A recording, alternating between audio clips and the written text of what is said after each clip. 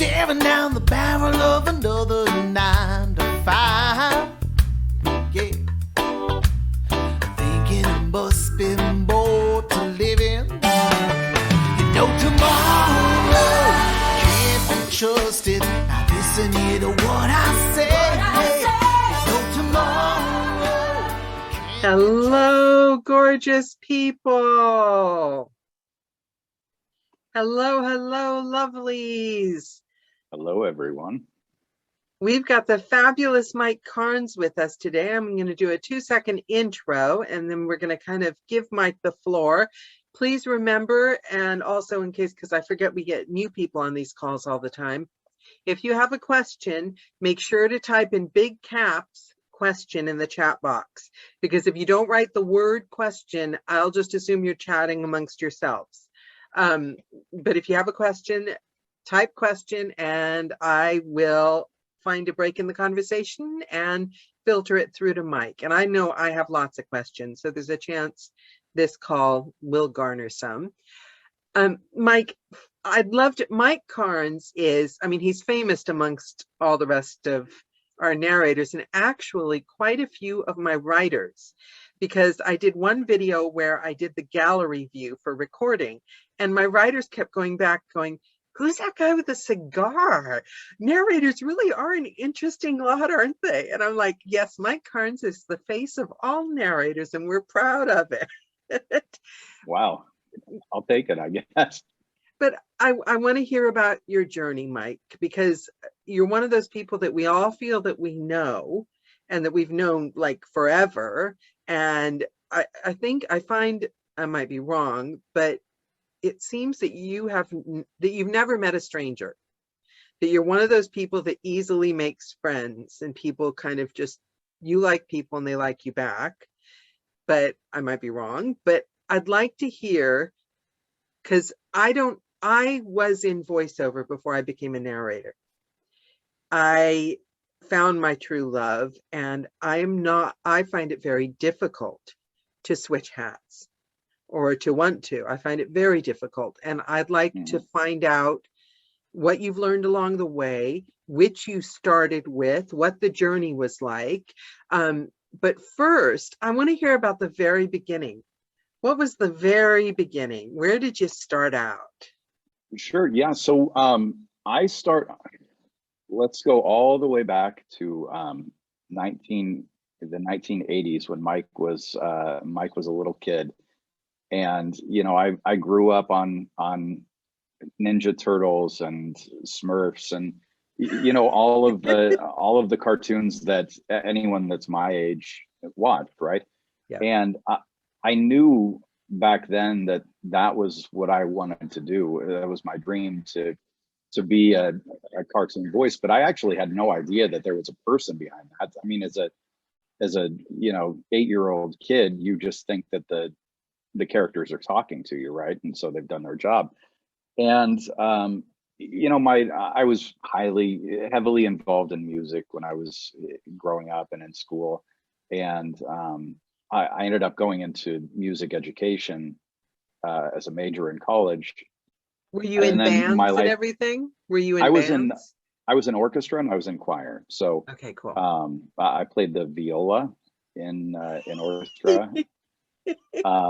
And I wanted to be a music teacher. And then I got to college right out of high school and I said, no, this is crap. I don't want the responsibility of having to go. I just got out of high school. I don't want to go to more class. So I ended up dropping out of college and going into IT, which, you know, I enjoyed computers. I was a nerd in high school and I love technology. And I thought, well, it'll make a good, you know, 600 editors and proofers career. Right now are just cheering you on, clapping. I can hear them quietly in the background. You've got the audio and the IT mix already. Right, which is helpful, and it actually came into play several times. But so my life kind of pivoted, and I ended up going into IT for 20 years. I mean, I spent 20 years in an IT career, And, you know, every time someone would ask that question, because it always comes up, what would your dream job be if no, you know, money were no issue and you had the ability, what would it be? And it was always, for me, it was always, I want to be a cartoon voice. So that dream always stuck with me in the back of my head. And as I got to the 20-year mark in IT, I hated it. I was jaded from corporate life, 20 years of corporate life. And I just didn't want to do it anymore. So I tried figuring out what could I do, you know, because changing careers after 20 years is nearly impossible. Nobody does it. And I had done some IT training in my career, and I thought, well, you know, I could maybe go into doing that. And I thought, well, Now, how long ago was this? Still IT. This was back in 2016. Okay, and the reason I asked that is because when you said, the thought occurred to me, what a different world it is now, because in 2016, it felt more impossible and scary, like nobody does it. But, and maybe it's a reflection of the world that you and I are in at the moment, but I think it's also a reflection of the world now. People are doing that. I think a lot of people, I think, you know, I made this by choice. I made this change by choice. Yeah. A lot of people last year made it out of necessity, right? So I was just trying to figure out what it was that I wanted to do. And I got into looking at IT training as kind of a stopgap until I could figure out what I wanted to do when I grew up. And then I thought, well, wait, why don't I try to follow my dreams? Like, I knew that narrating audiobooks was a profession, right? And I made decent money in IT that I could kind of afford to follow the dream once I looked at what it would take, you know, the coaching and the equipment and everything that it would take to get me to a point where I could actually support myself. So that was back in what, 2015, 2016. And then, and so I ended up, you know, doing a lot of searching. And for me, it was easy to figure out how to get into it because I spent my days troubleshooting issues. So if I had a problem, I would go and find the answer to it. And so in this case, my problem was, how do I get into voiceover? How do I get into narration? Was it voiceover or audiobooks first? It was audiobooks first. I mean, that's initially what I was looking at doing. And it took me down this huge rabbit hole of voiceover in general. And I found out not only could I do audiobook narration, but I could do things like e-learning, which I kind of did in my IT career. So I found out that there were many different genres and subgenres that I could do within voiceover, and I said, this will not be a problem at all. I can totally do this, and so it just became a passion. And I think, you know, in 2017, I finally got to a point where I was able to start coaching with some coaches, and I think in 2018 I started working with Sean Pratt. And then it just kind of built from there. Okay, so I have so this is where a lot of my questions come in, and I'm especially curious for a couple of reasons. First, I don't know if it's just my impression, and I'm wrong, because everyone kind of perceives things the way, and it might not be right, or if it's a difference, if there is a difference between America and the UK in the business models. But I found voiceover, and I found it an entirely different business than audiobooks. Like the mentality, what it took to succeed, what it took to maintain. And I found the managing the business side, maybe it's because the nature of the jobs being shorter, that there's a lot more looking for work and managing your business and your promo than there is in narration, whereas in narration, you spend a lot of time in the booth. And here you do voiceover with an agent, but you do narration without an agent. What is true in America? No, it's the same thing. I think when I was first getting started, I would I would watch people like, Bill DeWeese, or people that were trying to sell coaching programs, right? But there were tidbits of information that I thought were really interesting. Like, you're going to spend 90% of your time chasing work in voiceover. Yeah. And so you're absolutely right. I mean, the majority of my time with voiceover work was spent chasing it. But how do you do And not that when recording you're it. also doing audiobooks? How do you find that time? Do you divide them very, like, tell me what a Well, day you know, looks like so for you. well, when I was starting, I had a lot. I wasn't working on audio. I was maybe spending an hour a night recording audiobooks, and I spent a lot more of my time doing Voiceover. doing the either learning. I'm a learning addict, so I mean, I spent so much of my time finding information and just immersing myself in VO. Now it's not as much time spent chasing work. I mean, I've got clients that are repeat clients for e-learning or meditation, which is kind of a beast of its own. We can talk And you have a about that. podcast for that, don't you? A really I good do. one. Well, I've got a, yeah, I mean, I call it the bedtime story cast, and it's really it's such an easy podcast because really it's just me recording a sleep story. So I don't even have to really come up with content. There's plenty of content out there, and I've got some people that I've worked with to write some custom stories for me for the bedtime story cast as well. Oh, wow. But these days it's not. I'm not really chasing a lot of work. I chase audiobooks that I want to record. But I'm very fortunate or blessed or lucky to have some work kind of falling in my lap. But I'm always Talented. chasing You work. left out talented. I heard that medical commercial you did, and you're talented. There was a medical. Was it a medical commercial? It was like over a year ago, but it was a high profile kind of commercial. It might not have been medical. I don't recall. But honestly. it was amazing. It was. Thank you. I appreciate it. I mean, you're a professional. Do you have an agent for voiceover?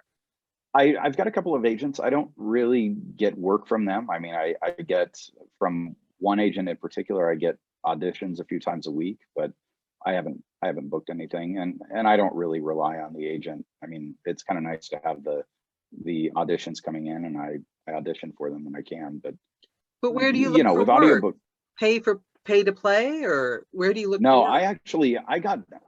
I quit the pay to plays kind of officially last year. Okay.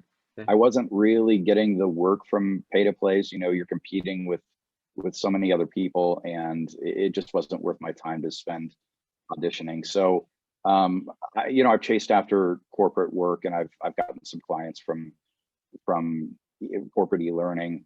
I actually reached out to a bunch of companies that I worked for in IT, and I already had relationships with some of the HR people.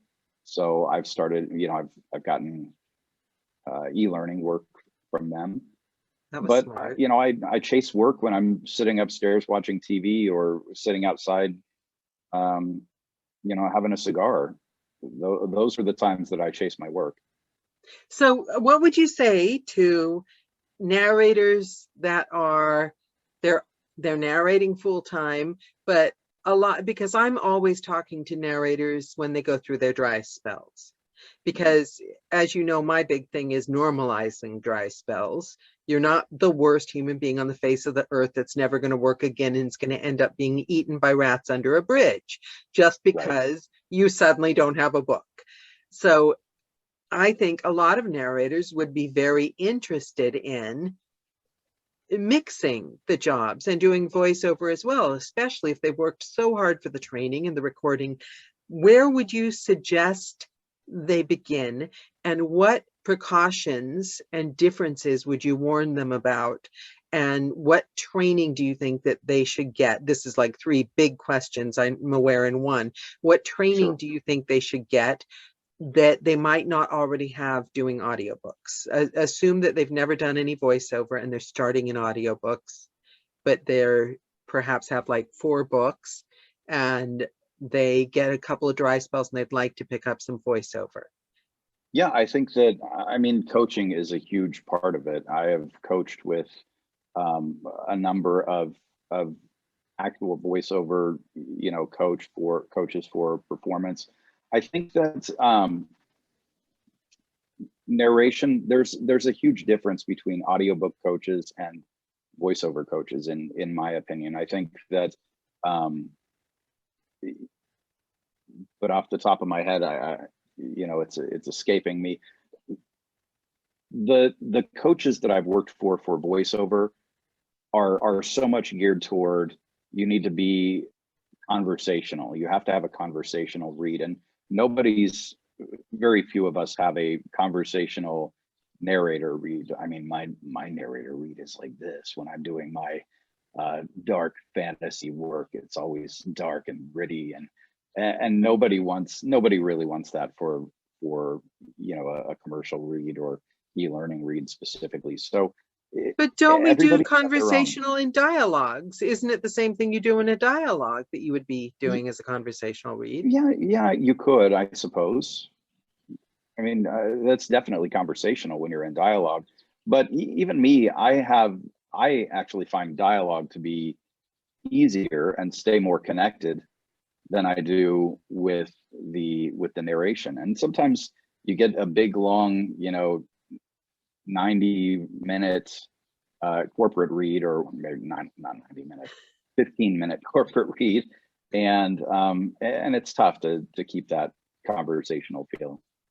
You know, because I've got to confess, and to me it feels like learning a new craft is why and so I never feel like I have time to learn the new craft, you know, sufficiently. But I have an agent here that it's part of the same company that gets me audiobooks over here, because they're a bit different over here than they are in America.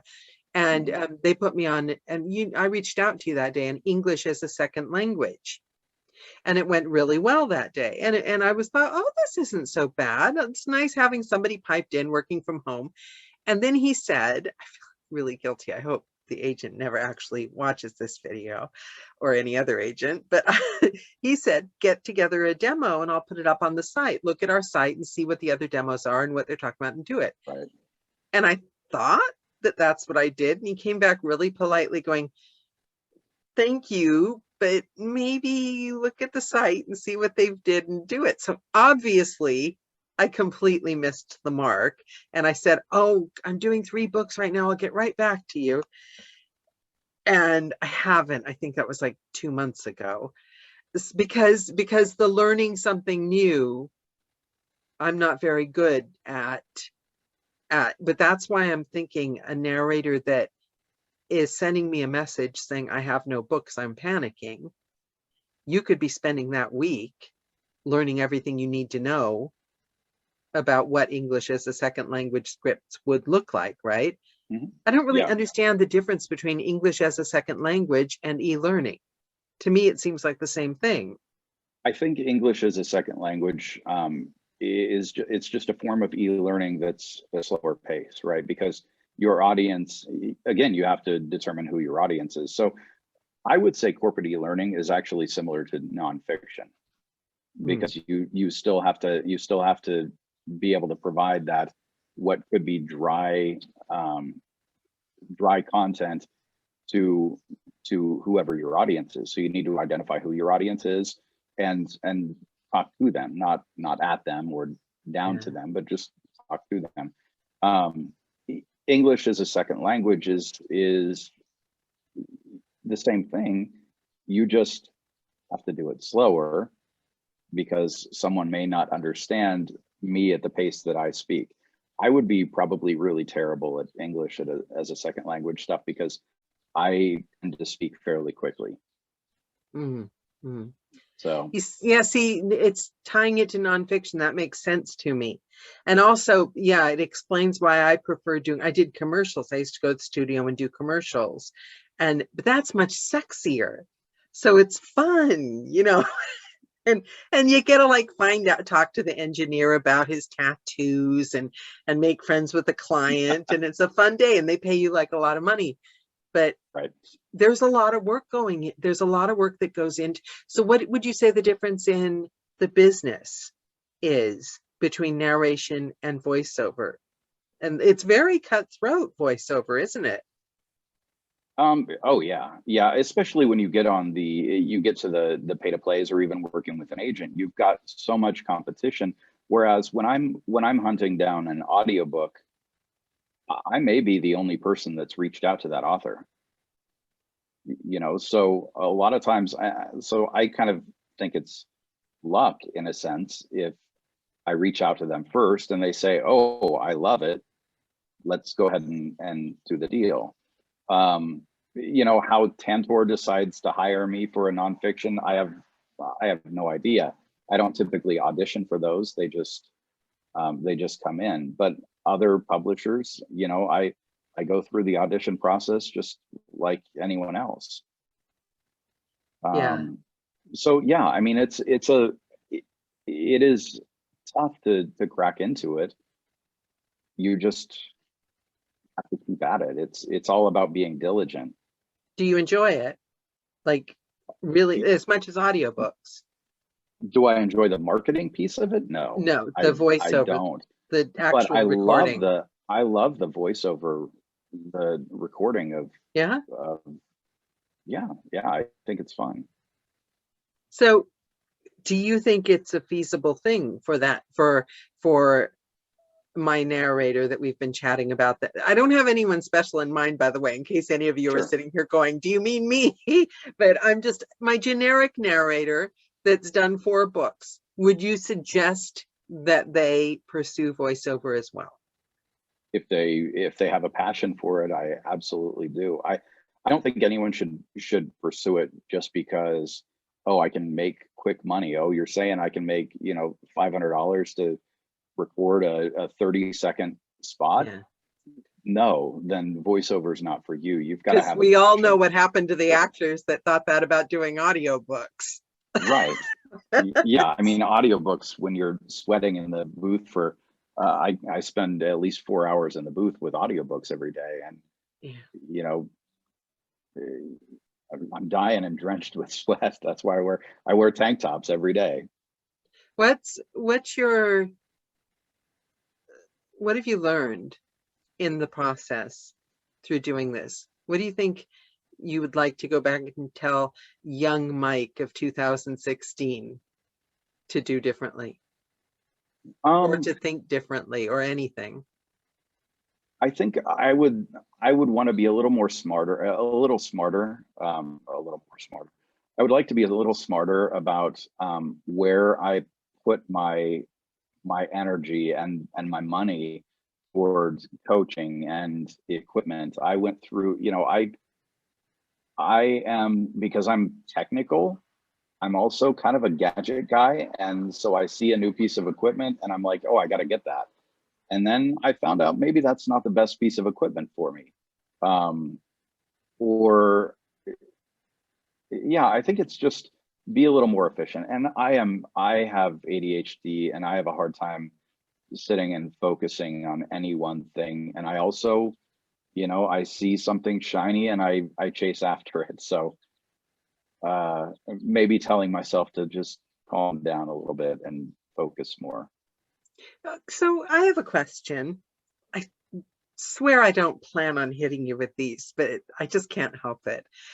I figured out why everyone loves you so much. It's because you've got the authenticity thing down pat.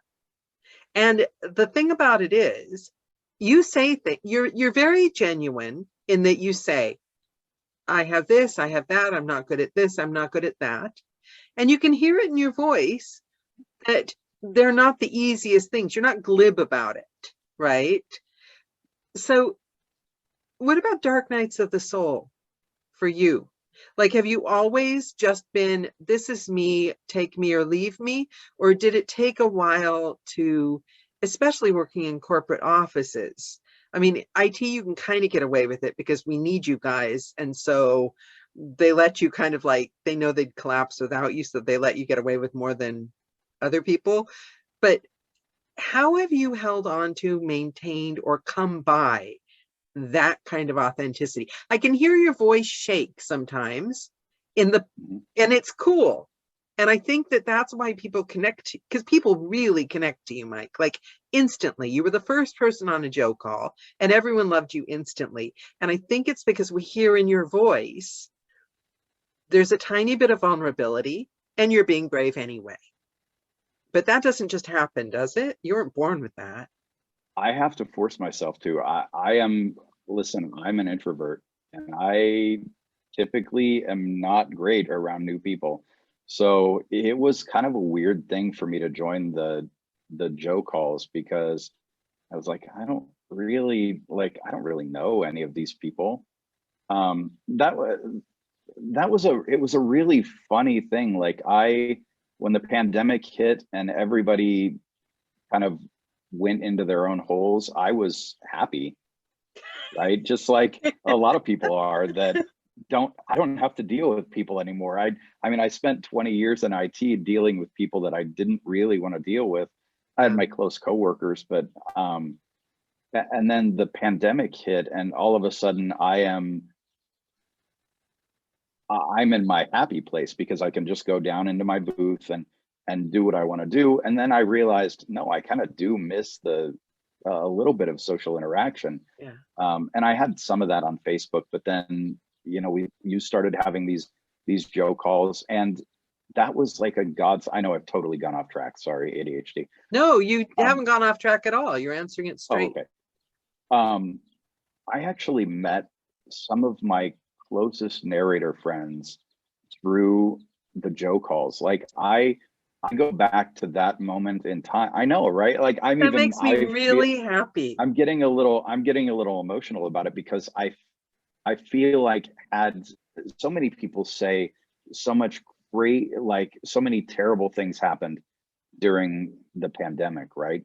But the pandemic actually opened up so many doors for me. I feel the same. As a narrator to meet some of the most wonderful people and make these great connections that I think it sucks what has happened with the pandemic. Yeah, absolutely.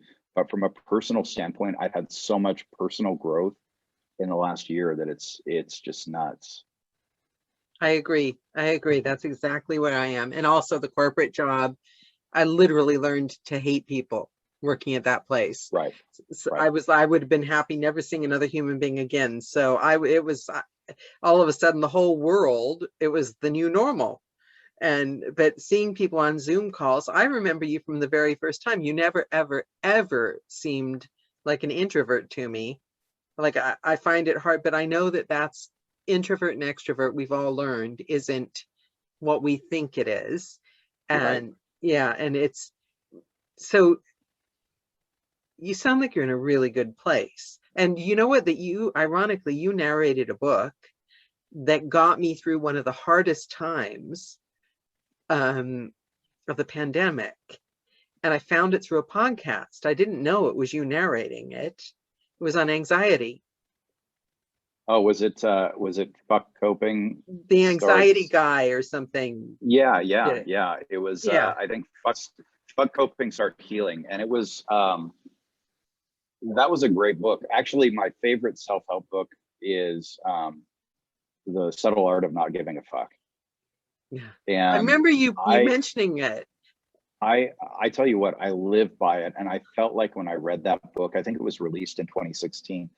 When I read that book, or I listened to it, it was like a switch flipped in my brain, and I realized that I was spending way too much of my time giving fucks about stuff that don't matter.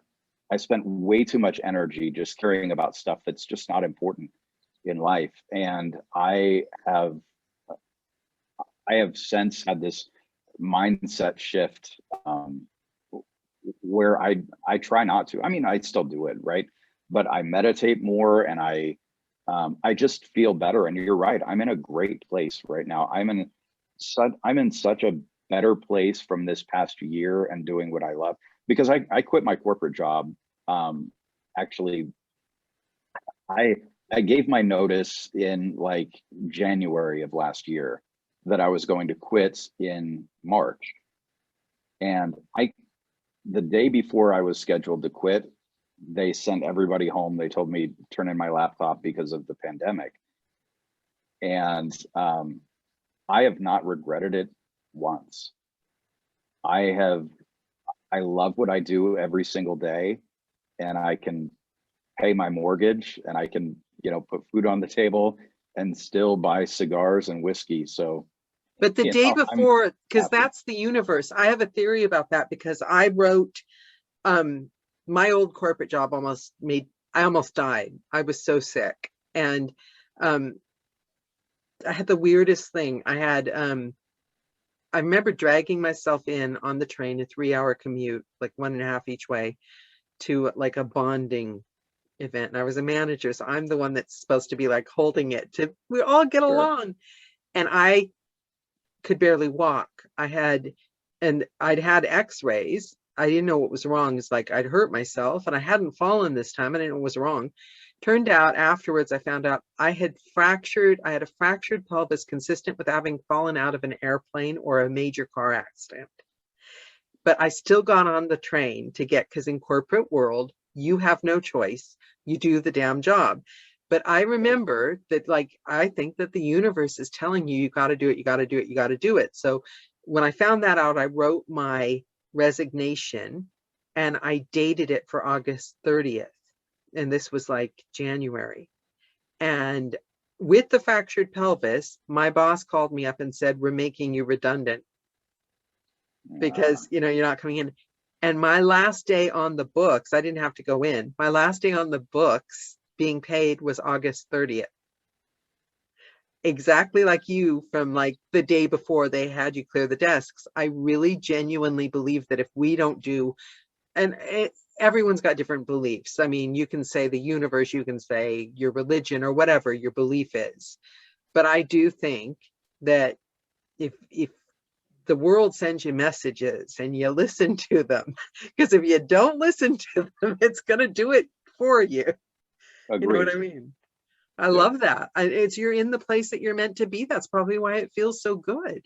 I truly believe that. I truly believe that I'm doing what I'm meant to be doing. Yeah. And it comes through in your talent and your skill. It does. So I appreciate you saying that. So let's help my narrator friend that has 4 books. Sure. They're going to have to try to find out if it's something they love. I would have thought my personality, I'd love voiceover, and I wouldn't be able to do audiobooks because I've got the attention span of a fly or a small ant. So turns out the opposite. How would you, Sean Pratt says, if you're going to do audiobooks, stand in a closet for like 4 days by yourself with no food or water and narrate? I can't remember the exact specifics, but something like that. How would they find out if it's something they love? What first steps would you suggest they take if now they've got no books, they've just finished the last recording of their last chapter, they've got nothing booked, and they don't see any good auditions on ACX, they've got 4 books under their belt and a professional home studio, and they're keen. What should they do? First of all, if they have 4 books under their belt and they have a professional home studio, I mean, they're in a good position, and hopefully they've already decided that this is their passion, right? So, I don't know how to, because for me, I had that passion before I started. It just took me figuring out that I had the passion. Did you ever get to do a cartoon voice?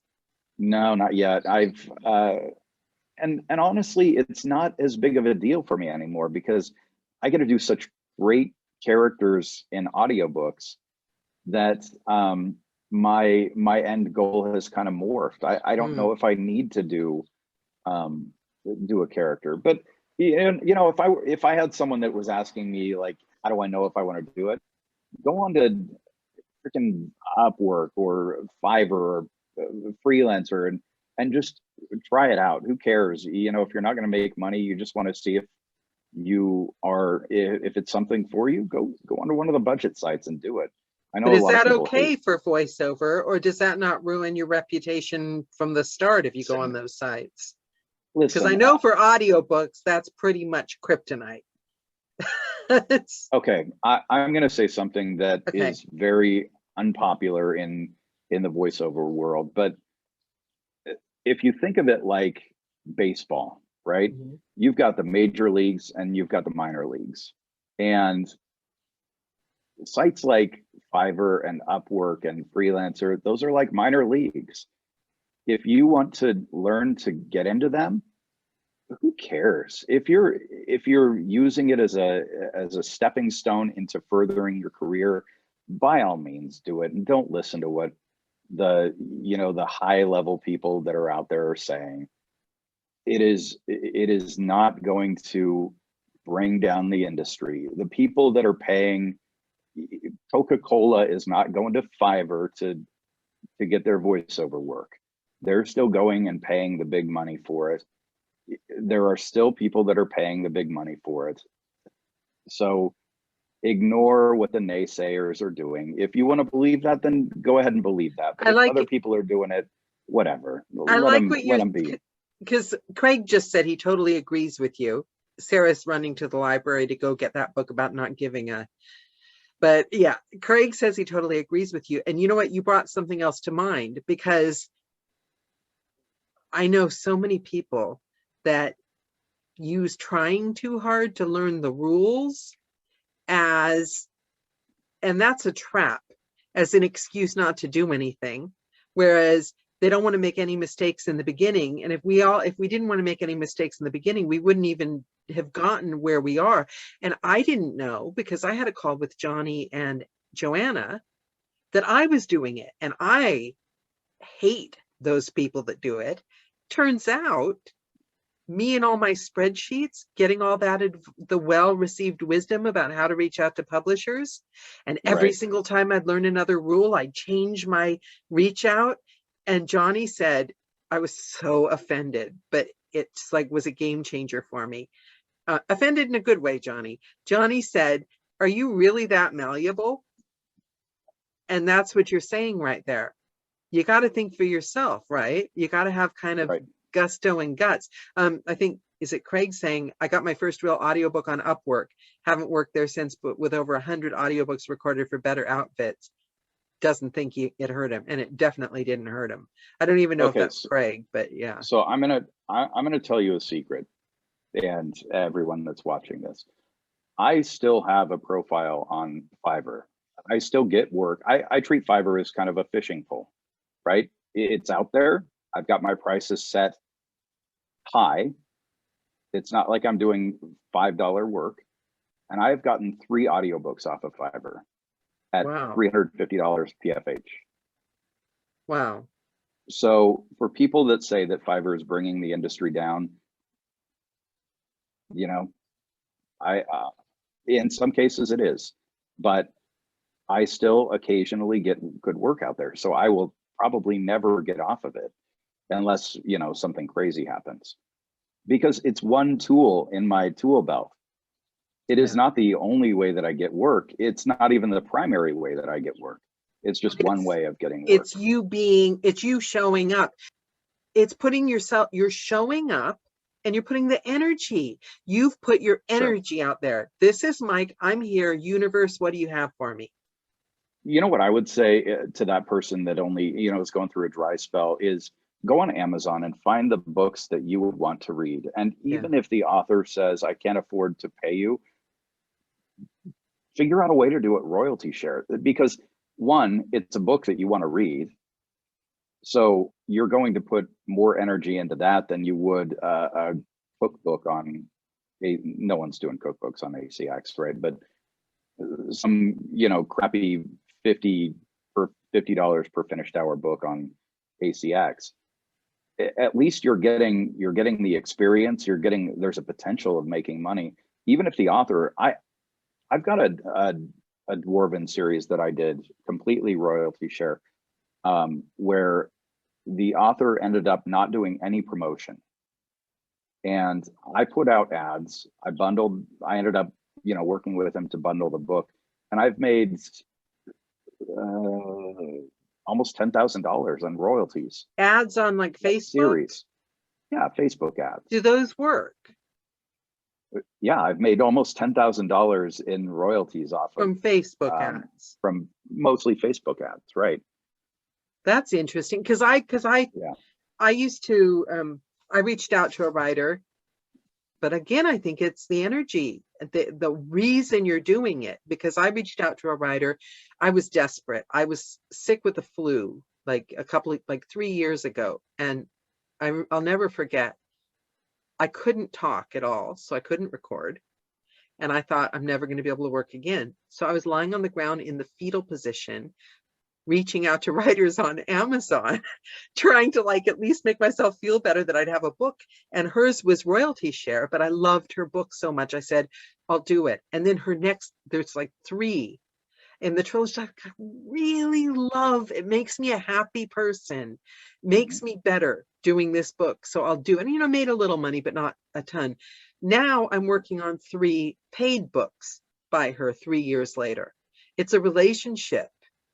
It's, and it's because it's something I genuinely loved. If there were 3 crap books, sure.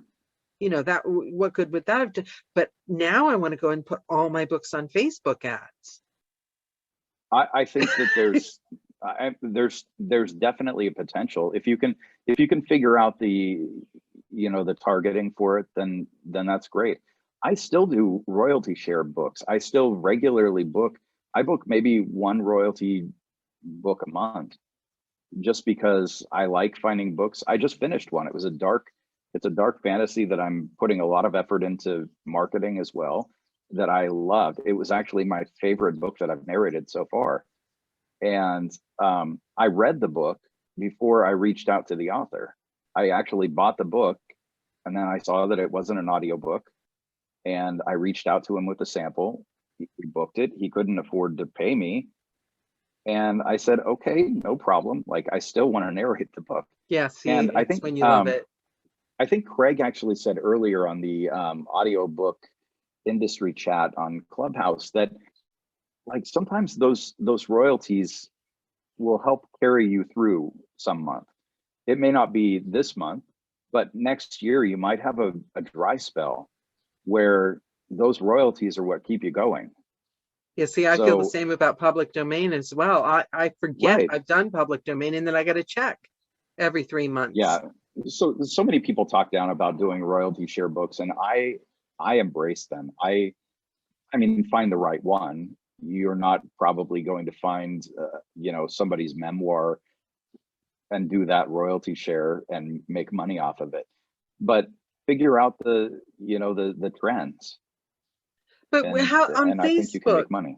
How does a Facebook ad for a book look like? Just read this fantasy. Is it like then a link to the Audible page or a headliner clip or something? Or so one of the ads that I have is it's just the retail sample and an image with a headliner video that has a blurb and targeted toward people that like the fantasy genre. So I could use my trailers. Sure. My book trailers.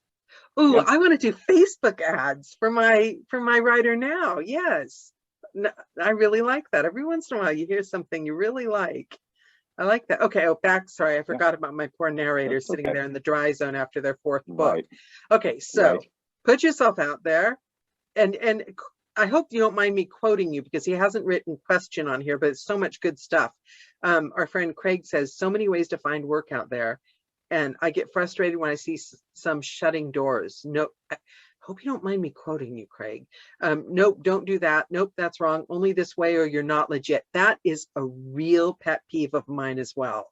Because I think, yes, you want to save people time, but you can't complete other people's journeys for them, right? I mean, there's such a thing as, like, I said to somebody, one of my writers actually, and I said it to somebody else the other day, you've got to take the journey yourself. It's kind of like when you release your book. Yes, I know it's your baby, but it's like when you let your kid go off to college, they're going to get drunk. They are. I'm sorry. It's out of your control.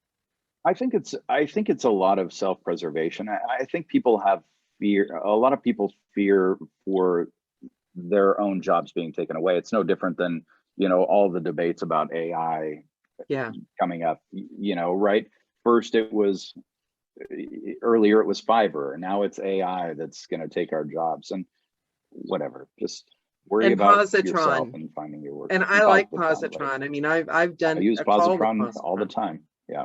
Yeah, I like them. And but the things, but I know that there are two sides and that there are ways to use these things. Do you know what I mean? But Right. but I Yep. used to watch the Twilight Zone and the Jetsons, and like, am I the only one that's like really excited that the Jetsons has come true? The Zoom calls, the video Yeah. call. I mean, those things we used to think were really cool. Now people are like, Right. they're horrible. You should be out there hugging people, your mom and your nan, and only making friends with like the lady downstairs. Well, I think everything in moderation, right? I mean, Yeah. listen, I love my Balvenie Scotch, but if I went through an entire bottle in a night, I'd be hurting, right? Yeah. Just like Zoom or anything else, I would not want to spend my entire day on Zoom calls. And I have, like everybody else, I've gotten Zoom fatigue over the past year. But in moderation, there's nothing wrong with it. I think that this is a new norm for us until the next big thing comes along. Zoom is our norm. I think it's a good exercise, a good practice to not be scared. I think it's a good practice because I started seeing those AI posts even more now, on Facebook. And even because I was always at companies, I would see a change come and everyone would freak out. And never once did they stop the change coming. They just made themselves miserable. And you can only control and change what you can. I mean, I do understand people fighting and yelling and standing up for things. I think that's great. That's valid and important. But the angst and the fear and the scarcity mentality that's going along with it. Literally, I was reading some posts the other day and I got off Facebook because I was feeling like I actually found myself checking my calendar. How many more months can I keep going before the whole industry? I mean, you got to like step back and challenge yourself when you start feeling that fear. Again, it goes back to not giving my fucks. I just don't. I don't give the energy toward. So when I see those posts, there's been a lot of posts on Facebook about AI and whatever. When I see them, I let them go. And if you want to say I'm burying my head in the sand, then say it. But I don't have the energy to put toward that. I have the energy to put toward what I love and not what I find is a threat. And is AI a threat? Maybe it very well might be, but right now it's not. Right now, to me, it's not. I'm booked for audiobooks through the end of the year. I'm not worried about AI taking my job.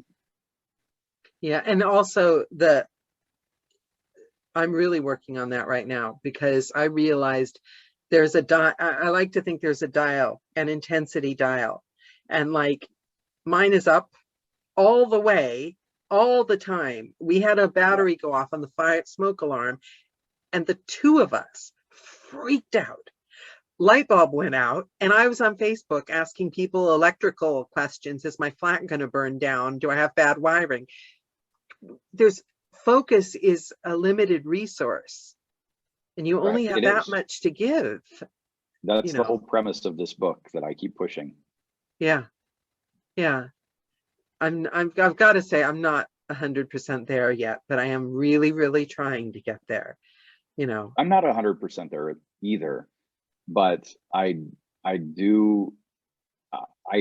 always have it in the back of my mind now. So when something comes up, I always try to ask myself, is it worth a fuck? Yeah, I need sorry for anyone who's offended by that word. Craig asked me, I think it was Craig. Now I've lost train of who's saying it. They suggested perhaps that book's calling my name. Full disclosure, I got the audiobook. I've listened to the audiobook twice.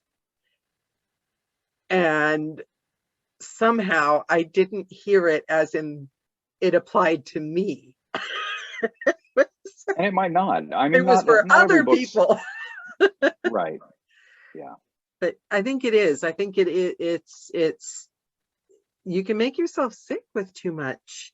I lay in the sun today, and my normal personality, and I think this might be a slightly American thing because I don't know a lot of people over here that are like this, but like we grow up with warnings of everything. You know, the sun's going to kill you. And I lay in the sun today, and I was like, screw it. You know, skin cancer, whatever, this feels good. I stuck my 80s music on blaring, had my big eyes espresso. Yes, you know what I mean? You've got to, sometimes It's a you got to vice, not right? care. But I mean, I don't know how many people have told me, how can you smoke cigars and be a narrator that's gonna kill your voice or whatever. I've been smoking cigars for years. I Whatever. mean, If it you kills don't, me, how many do you something's smoke a gonna kill me. day? How many do you smoke a day? One a day. Is it as bad as like a pack of cigarettes or something? I don't know. See, I thought Maybe. cigars weren't as bad as, don't quote me. I'm not a doctor, nor do I play one on TV. I don't know anything about Yeah, it. I rarely smoke in the winter because I have to sit outside, but I enjoy it, and it's a peaceful moment for me. And often when I'm smoking a cigar, I'm reading a book or doing something else, or just sitting with my wife and talking. So You have whatever. to have some vices. Being in the diet culture my whole life, and I don't have much patience for anything puritanical. I mean, the whole food, be afraid of food, be only eat good things. And I mean, I've been trying to do that, or wearing a dinner jacket. I love your friends. Oh, JP. But I think I just want to scream, have a frigging sense of humor, right? I'm sorry. I'm gonna Agreed. drink. I agree. What's life without like coffee and chocolate and Italian food? And really, I'm gonna give up pasta? Sophia Loren looks like that on pasta. I'm not giving up pasta. You know, I wish I'd spent more of my life doing more of what I wanted. You know, I agree. Me too. do you think narrating books has made you a wiser person? Um, I don't know if it's made me a wiser person. It's definitely made me a more peaceful person, just because I enjoy what I'm doing. I don't feel like it's a job, but I don't feel like I don't have to force myself to go in and go into an office and do work that I'm not enjoying. Occasionally I'm doing books. Right now I'm reading a book on uh, a tax software, tax application. Like, it's not really enjoyable, but there's still things that I'm learning, and I'm still doing what I love. So has it made me wiser? Maybe, but it's definitely made me happier. Yeah. Yeah, I love this. I'm really bad because, and you're my witness, before every call, do I not tell my guests, ignore the chat. They're going to talk about margaritas. Don't pay attention. But your friends are way too funny and interesting. Well, I'm going to ignore what you said. And Yeah, because they're yeah, like, talking about the coffee. Full disclosure, I have I would six. die if I didn't have Yeah, coffee.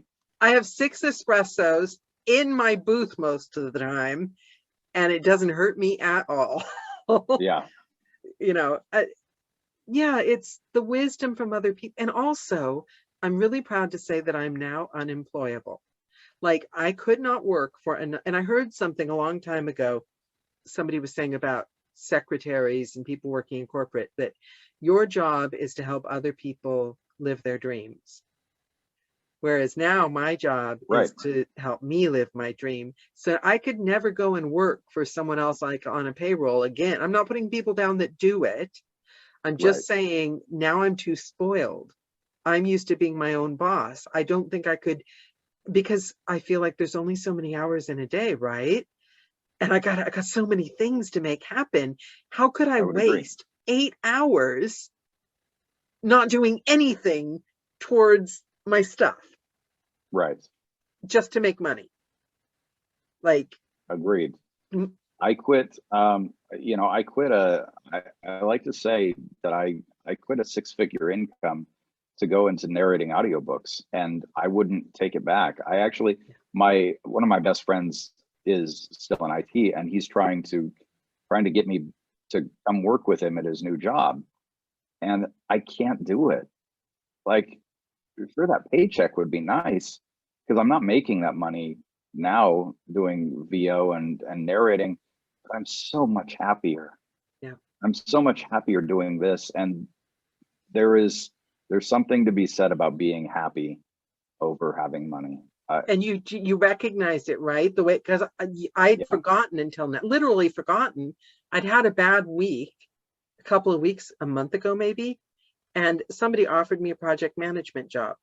An old friend from my old company said, look, there's this job, and and the HR person you used to work with is working there now. You would be a shoe-in. And for about 4 minutes, I think I messaged a friend saying, oh my God, I was offered this job. Maybe I should just give this whole thing up, as literally. And I'd forgotten all about it, because you become just right with the world. Right. Like, you're Totally just agree. right. And you don't even waste time with the rest of the stuff. I agree. Yeah. So what book would you love to do? What kind of project would you love to have land in your lap that you see yourself doing? For me, it's all about dark fantasy. I love that kind of dark, gritty fantasy, and like, that's what I chase down now. That's where I am happiest. So it doesn't have to be a famous author. I don't even care about like, publisher work is nice, consistent work. But if you're working for a big author and you're getting paid, the publisher hires you for that, you're not really, making any money. Again, tangent, sorry. Dark fantasy, that's where I want to be. Yeah. And I'm working on a project right now that's dark fantasy. I just finished the first book in the series, and it's an 8-book series right now, and it's not done. And I'm happy if that's what I get to narrate. Yeah. Yeah. Oh, I love that. I mean, if Stephen King reached out to me and said, I've got a book for you and I want to just hire you directly, I'm on board with that for sure. Yeah. Oh my God. If Linwood Barkley, anyone right. said you want to do one of his books, or Harlan Coben or something, or Stephen King, right? And they said, we need it by Friday, I would just get in the booth this minute and I wouldn't leave. Right. I mean, I know. Yeah, you're supposed my to voice would be down, shredded by the end, but I wouldn't even. It would be worth it. It would be right. worth it. Some books, if you could do them, like not having a voice for a year, would be worth it. I'm sorry, I know health is really important, but some books would be worth it. Yeah. Right. Yeah, and it's getting to be excited. Oh, that feeling of when you get a book that, like, you hadn't even thought of, you didn't even know was out there, and suddenly you crack it open, you realize you love it more than anything. Yeah. Yeah, I agree. Yeah, so that's exactly what I would do. Work-life balance, setting your own schedule. Are you disciplined? Are you good at that stuff? I'm terrible. I really am terrible. It's nice because I work during the day, right? I saw this meme on Facebook the other day that's so me. It's like, I quit a 9-to-5 job so that I could work 24/7. And it is so much that I work way too much. And my wife and I have had talks about it, and I've finally gotten to a point where I take at least one day off during the week. I try to buffer every quarter at least 1 week off, and usually that ends up not being a week off because I end up booking work during that week. But I'm still happy with it. Yeah, I think we can complain. I can complain. I used to have the fantasy that I wouldn't be a workaholic, and I get that it's not an admirable trait. I get that, and I can complain about it, but the proof is in the pudding. like me becoming a morning person. It's not happened yet. But again, it's like to me, I've only reached that workaholic level if I'm working and not enjoying what I'm doing. And I don't, even when I'm sitting outside looking for the next book to read, researching or prepping a book, that's not work to me. Mm. So yeah, see, I don't think of it as work either. That's my problem. It's what I'd rather be doing. But yeah, I should do other things like occasionally vacuum. I'm sure my wife would love it if I occasionally vacuumed too. And plus you have a little girl, don't you? You have a little girl, don't you? I do. We have 2 kids that are living at home. One is a teenager, so we never see her. But then I have a 6-year-old daughter too. And that's been tough this summer because she's not in daycare anymore. So I'm having to balance, being in the booth and coming up and, spending time with her during the day and making sure that she's not just sitting there watching TV all day long. Yeah. But yeah, I mean, I make sure that we spend time. Maybe I make it sound like I'm working all the time. No, you don't. I'm sorry. I've seen the Facebook pictures. You are a wonderful dad. Right. Yeah. Yeah. Well, thank you. Yeah. No, I don't think anyone's guilty of I think you're right about that type of workaholic. It's not a workaholic like you think at a corporate office where somebody goes off and they're always in a meeting and they're absent parents. Right. I don't think narrators, I don't think that's our sin. I think our sin is sometimes avoiding things like being healthy and looking after ourselves. Like I know personally, like exercise is a distant memory and endurance means I can stand in the booth for hours and that kind of thing. But I don't think every narrator I see with their families and, the hugs, because the nature of your job, I'm sorry, you can't read books 24 hours a day and be that open. Right. And not be open to the family as well. I think it's kind of it goes hand in hand, but I am quite capable of being taken out with a forklift if I don't start to actually exercise. No, I'm there too. I've gotten into an ice cream habit lately too. So. Oh, but it's hot, sometimes you gotta do what you gotta do. Okay. I tell myself that in the winter too. I'm not going to let myself digress because I'm desperate to start talking tattoos, but I'm going to have to save that for another time. Okay. What I need is the moment that you please, for the people that are going to be watching this video in the next 60 years, what's the one thing you'd like to leave them with? Final words of wisdom, the most important thing. Just find what makes you happy, right? Like I think that's the most important thing. I've realized that, I'm 42. I don't have that much time left in this world, and I certainly don't want to spend it doing things that I don't love. So find what you love and pursue it. And if voiceover is not what you love, then figure out what it is that you love. I love that. Any words to my narrator with 4 books going through a dry spell? What do you want to tell him? Go out and find another book to read. Yeah. That's my advice. Like there are hundreds of thousands of books out there that are not audiobooks yet. Go find one. Find one in the genre that you love and make it yours. I love that. Really? I love that. We've got a comment. Wait till you hit 50. You won't be a workaholic anymore. Life's too short to work all the time, even if it's work you love. Well, my plan is by the time I'm 50, I'll be living in Puerto Rico and I'll be spending a lot less cigars. Time.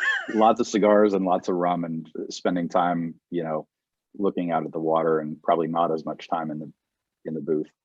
That's the life. Now that I know that I can go back and lay in the sun and feel like I'm 15 again, I'm going to be showing up on each joke call like a shade darker and darker. I think I might be addicted now. I like it. That's a good idea. Thank you so much, Mike. This has been a Thanks, pure Daniela. joy. You have the most calming, lovely. I think that's why your books are so good. There's just something in your voice that is just, it's like a drug. Like instantly everything's, what's the word? Pucka. I like it. I don't know what that, I don't know what that word means, but I think that's a British term. Instantly, Okay. everything's just fine. I like that. Yeah, you could market that, make a fortune. Right. Okay, thank you so much. I shall be emailing you asking about Facebook ads. Take care, Mike. That's good. Bye, everyone. All right. Bye, everyone. Thanks for Thank you. joining. Bye, bye. See you on the other side. Washboard rhythm song.